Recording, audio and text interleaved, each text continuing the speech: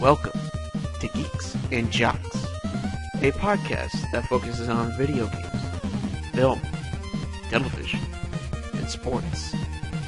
And now, for the person who is in charge of this podcast, here is Ryan Sullivan. Hi, and welcome back to Geeks and Jocks, and hope you guys enjoyed the last few weeks and this past weekend as well. As I got a couple things I'd like to talk about for this episode, and one of them, it relates more to gaming and really the side of difficulty for people that want difficult challenge or want an easy mode and all that.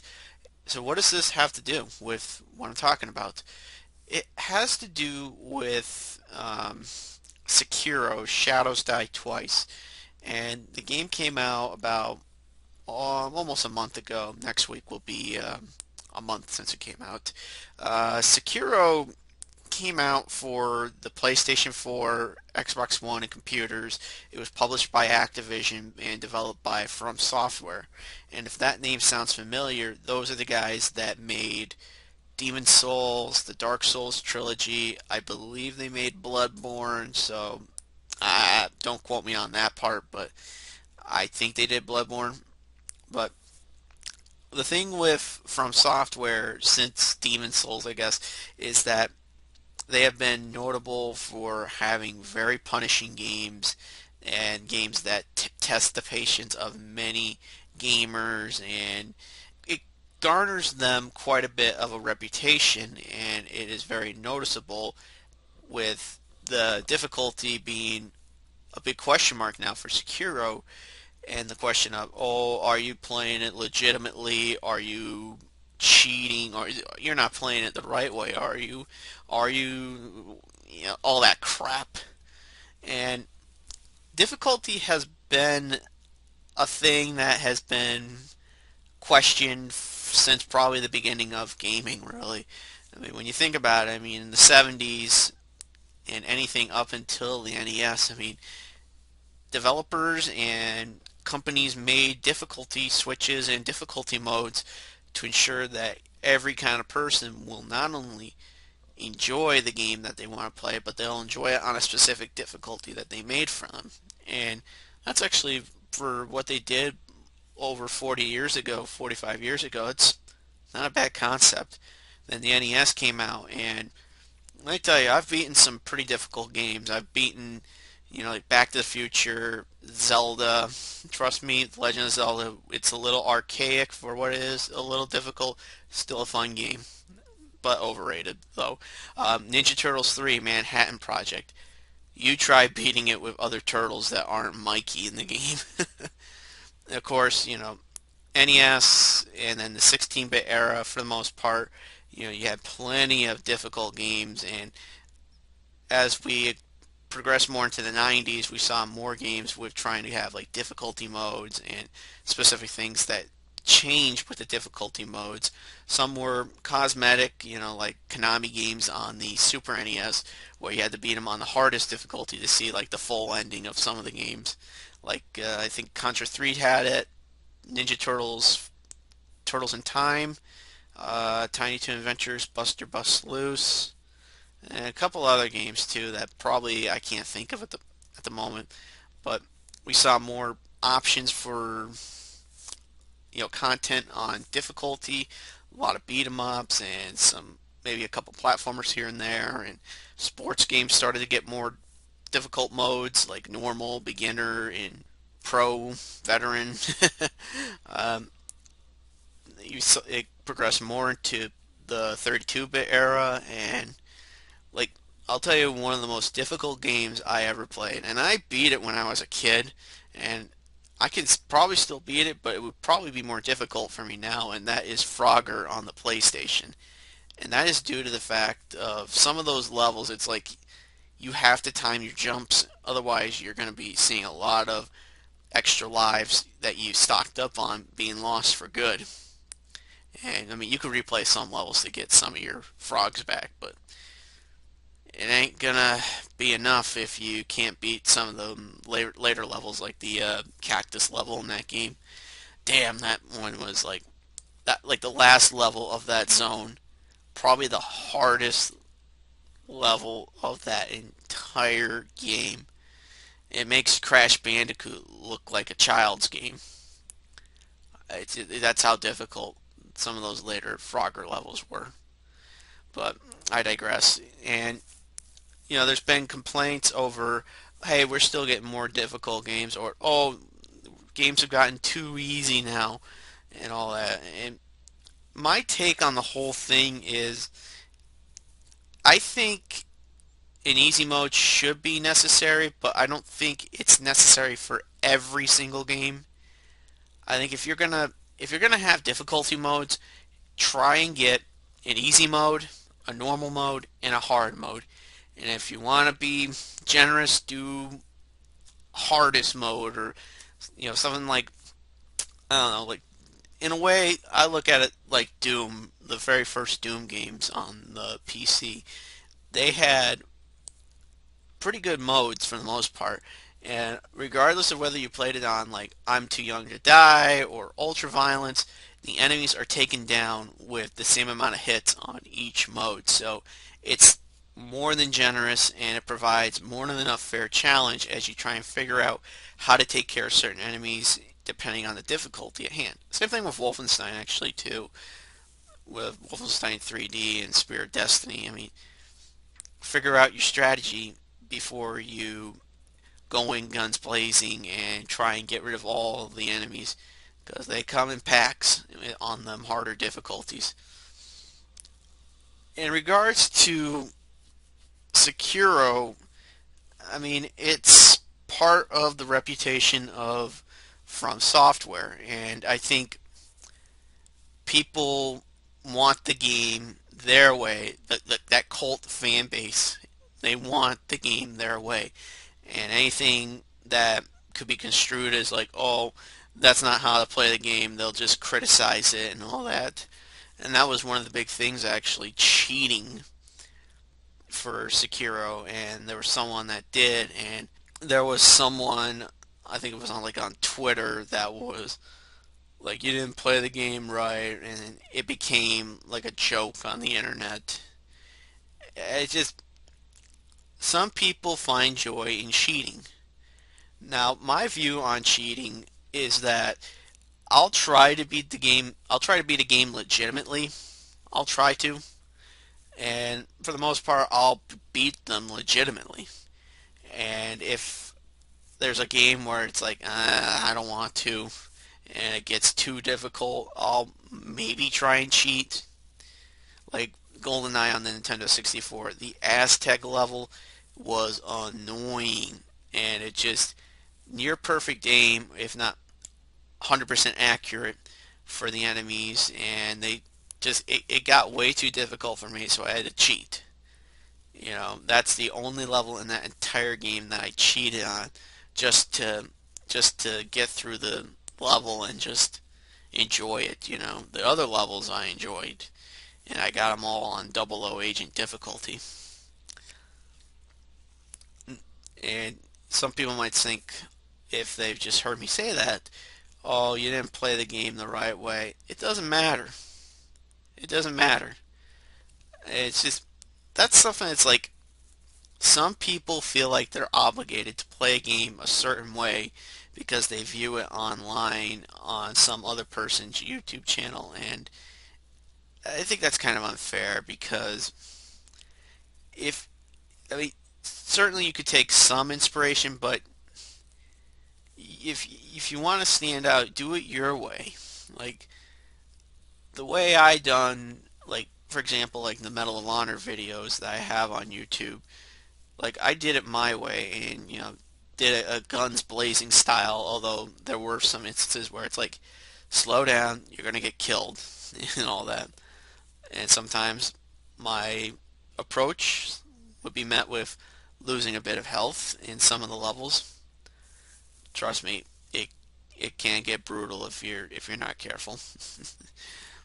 And playing it with cheats, is a lot of fun. Although playing with the cheats is something you can fully experience after you beat the game. And I mean, now these days, I mean, cheat codes are a thing of the past, although some are still willing to do them. It's just a matter of whether they'll disable trophies and achievements or if it might screw up the system in general because a lot of it is technical now these days and it's like I feel like if you were to put in a bunch of cheats on say a PS3 and current 360 it would I think crash the system and you would have to do a system reboot or something or turn the system off and then turn it back on and have it recover all the stuff that might have happened during the crash of the system. I'm just guessing, by the way, on that. So technic, it's I think it's more technical stuff now, but and obviously single player, I'd say cheat whatever you want. Multiplayer, don't because you're gonna get banned, and getting banned for cheating is not cool. It isn't. But as far as difficulty, um, as I said, the game should be having easy modes. Not all of them, though. I think it depends on the game in general and stuff like that. If it's something like what From Software does, I think they should be obligated to do a normal mode and an easy mode. Other other stuff, like say sports games, I'd say have the difficulty modes. Something like a platformer, I don't think it's necessary unless you have a legitimate reason to include a difficulty mode for the game. Other than that, I mean, there's not much else that I have to say regarding that. So, moving on. I'll tell you one thing I'd be sad about if I was the city of Oakland. It definitely is the Golden State Warriors moving back to San Francisco and the Oakland Raiders either next year or 2 years from now. The team going to Las Vegas in a new dome stadium. We're getting out of that piece of shit Oakland Coliseum, which is often looked at as one of the worst stadiums in all of the country, especially for anyone that's a baseball fan. And despite the success of the Athletics over the years, um, I think Oakland just isn't really a place for sports. I mean, maybe some baseball a little bit, but I think looking at the Warriors for the most part, I mean they've been in that building for a very very long time. The Oracle Arena, my bad, not the Coliseum, but Oracle Arena. I mean, it is one of their big homes, and it's really been cherished over the last, I'd say, 7 years, going back to the early days with Mark Jackson leading the team and having the early days of Stephen Curry and Klay Thompson and Draymond Green and all of them. I mean, they have become one of the most notorious teams in all of basketball in regards to success and how rowdy that crowd can be. I mean, the last 10 years or so, I mean, it's been an interesting ride for the Warriors, especially when you look at that '07 year where they knocked out the defending Western Conference champion Dallas Mavericks, one of the biggest upsets in all of sports and the NBA. And just moving back to San Francisco, which is where they actually were for a handful of years before they moved to Golden State in the '70s. Well, moved to Oakland in the '70s. They used to be, I believe they were used to be the Philadelphia Warriors, home to Wilt Chamberlain, one of the great players of the early days in the NBA. Now, as far as the Raiders go, I mean, it has to do with wanting a new stadium. And as I said, I mean, Oakland Coliseum, it's a piece of shit. And there probably has been a number of times where some of those players, doesn't matter if it's the Raiders or whoever their opponent is, someone's going to wind up tripping on the baseball dirt. And whatever touchdown, goodbye. You're not going to get it. Just it's a worn out stadium and for the time being, I mean, when you think about it, I mean, tons of cities had football and baseball teams sharing a stadium together. I mean, you look at, I'd say, you look at Cleveland with the Indians and the Browns. You got San Francisco with the Giants and the 49ers. Houston, even though it was a dome stadium, the Astrodome with the Astros and the Houston Oilers. Minnesota, the Twins and the Vikings. I mean, I can name plenty of examples, but and once Camden Yards came out in 1992 for the Orioles, it became one of the most loved baseball stadiums, and still is one of the most loved baseball stadiums in all of the country because it had an old school style, but it felt modern, and it was friendly for not only the baseball players, but for the fans too. And as a result, thanks to Camden Yards, tons of teams now are just one stadium only or one team only stadiums. So it does feel a little weird seeing places like Yankee Stadium have hockey, football, and whatnot. But you can thank Camden Yards for having all these teams now have their own venues and it be looked at as one of the great ideas and getting rid of all these cookie cutter design ideas that seemed great at the time back in the 60s and 70s, and now these days I would say it's more frowned upon, and that is the case with the Coliseum. It's run down. There's a lot of poor maintenance issues. It just doesn't feel like people enjoy. And for baseball, it's looked at as one of the worst baseball stadiums in all of the country. And it has to do with the there's definitely the foul line range. It is such a deep area that what would normally be a foul ball in most stadiums, it's an out there. So I mean, sure you have to cover a lot of ground, but I mean, it still pisses off like whoever's batting.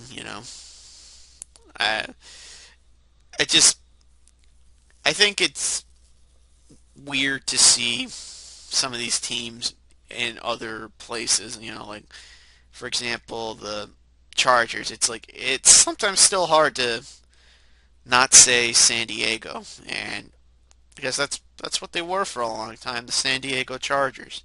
And the last couple of years of them being the LA Chargers, it's still hard to not think San Diego. You have to say LA Chargers.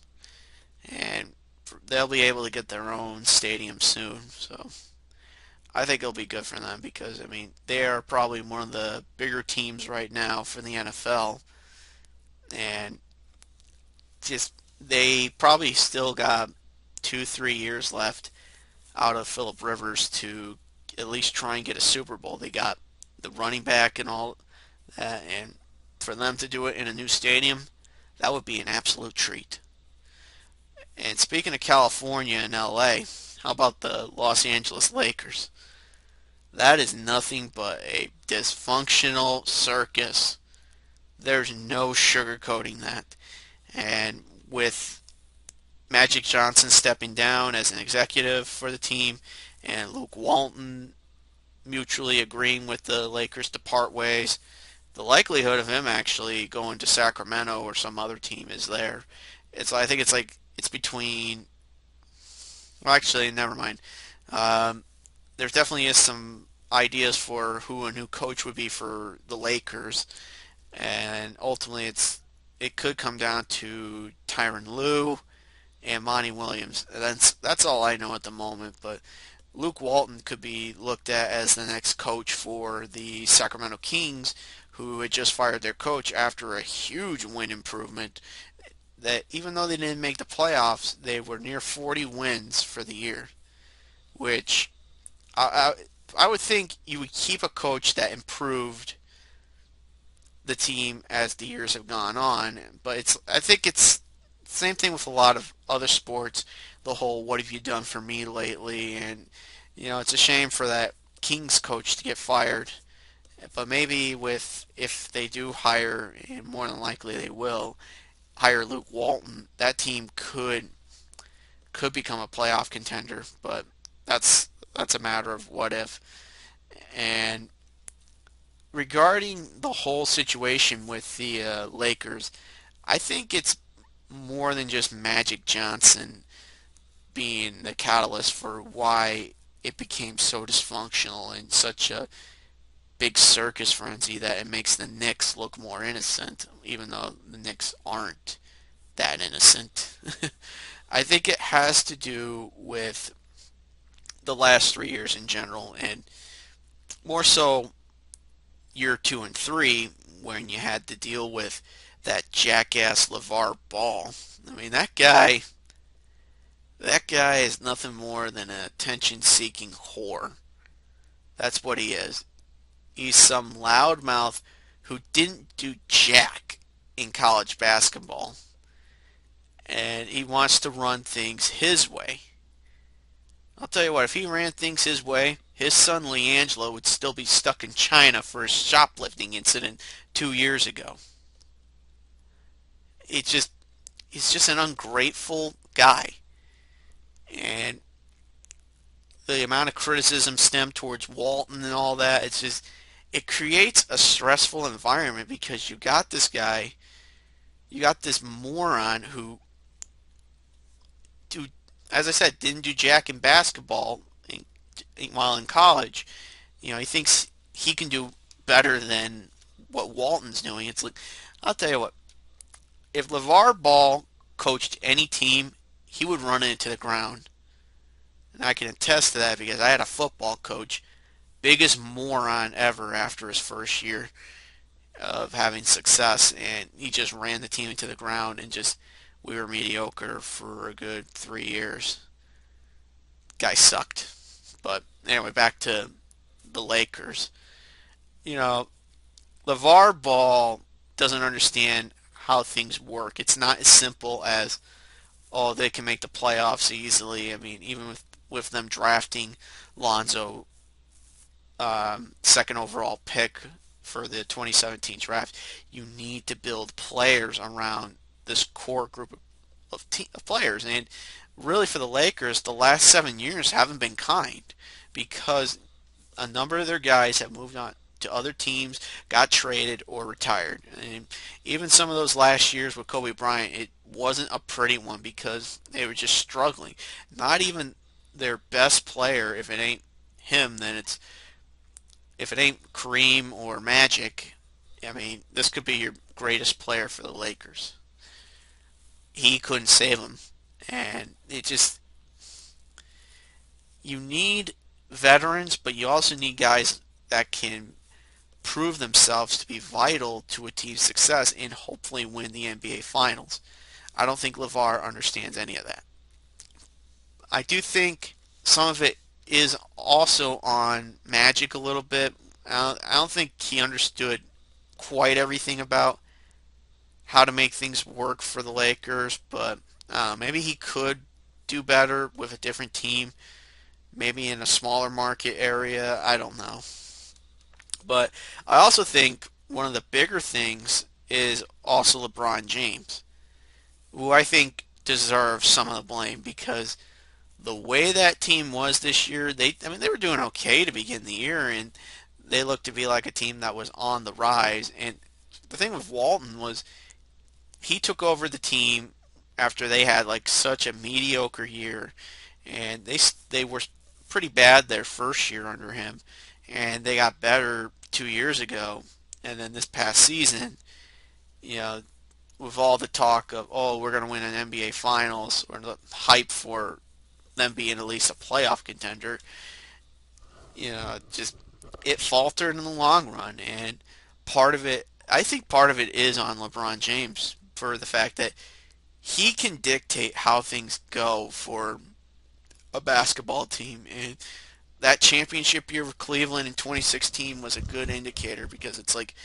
David Black gets fired, and Tyronn Lue becomes the interim coach, and he gets a few years success, and then this past year, 6 games in, gets fired. You know, it's like a lot of people live and die by some of these players that they have, and it was no different this year than it was back in 2010 when James went to Miami. The team just sucked. It just That's not the point actually, but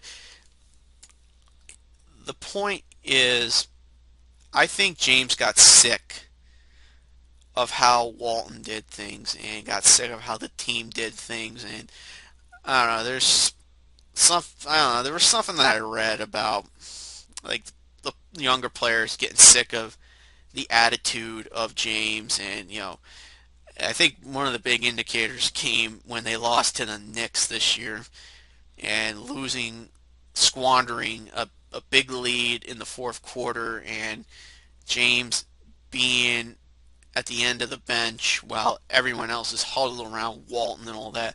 And that actually got the ire of Clyde Frazier, and it became a controversial thing for a little bit, whether Frazier should have said something or not, criticizing James or something. And let me tell you something. Clyde Frazier has the right to criticize any opponent, no matter how big of a name they are.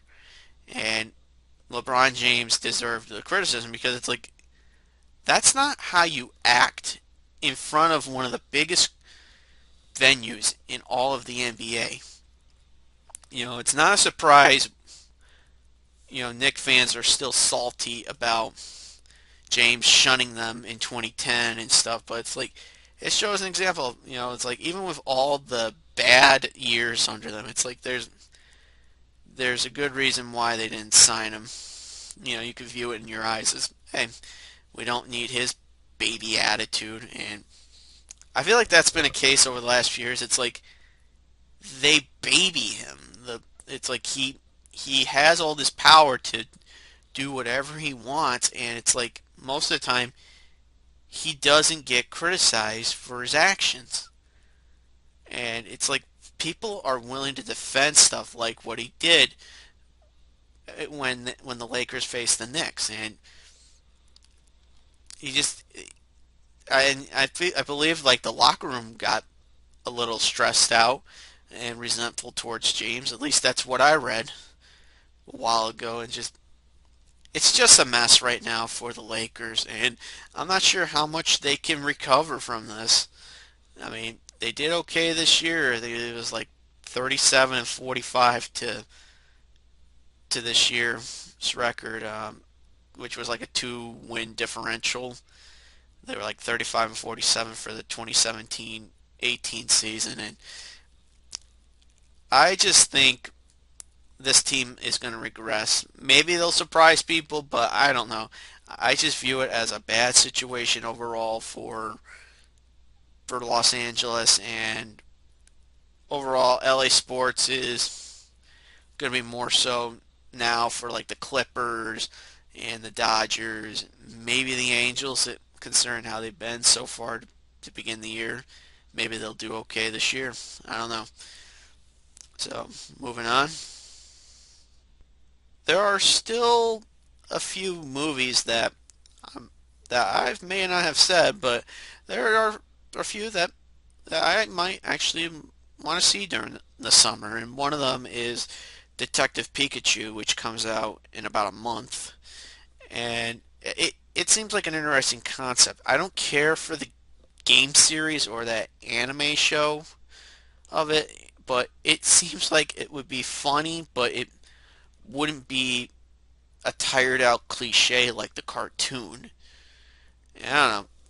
I'm not bitter on Danny DeVito not being Pikachu. I mean, Ryan Reynolds seems like a decent choice for the most part. Depends on how the script is, though. If it's a funny enough script, it'll be entertaining. If not, oh well. Most video game adaptations don't really do well anyway. There's some exceptions, but And the other one that I didn't think about until after seeing Shazam in the theater yesterday, Men in Black International. It actually seems like that would be an okay film. It seems almost like original on its own, but also feels like a reboot in a way like the first one. And but hey, it looks like it'll have a decent cast. I think it's Liam Neeson, Chris Hemsworth, and Tessa Thompson. At least looking at the trailer for that, it looks like it'll be interesting for how they handle doing original stuff, as I said, and maybe incorporating elements of the first movie, which I think out of the three movies that came out, the first one is the best, followed by three and then two. It's just I like the whole time travel aspect of Men in Black 3, and you get to see a little origin to how Will Smith's character becomes the guy that he is, in all three movies. And speaking of Will Smith, actually, one of his movies actually is having a spin-off show, but he's not involved, by the way.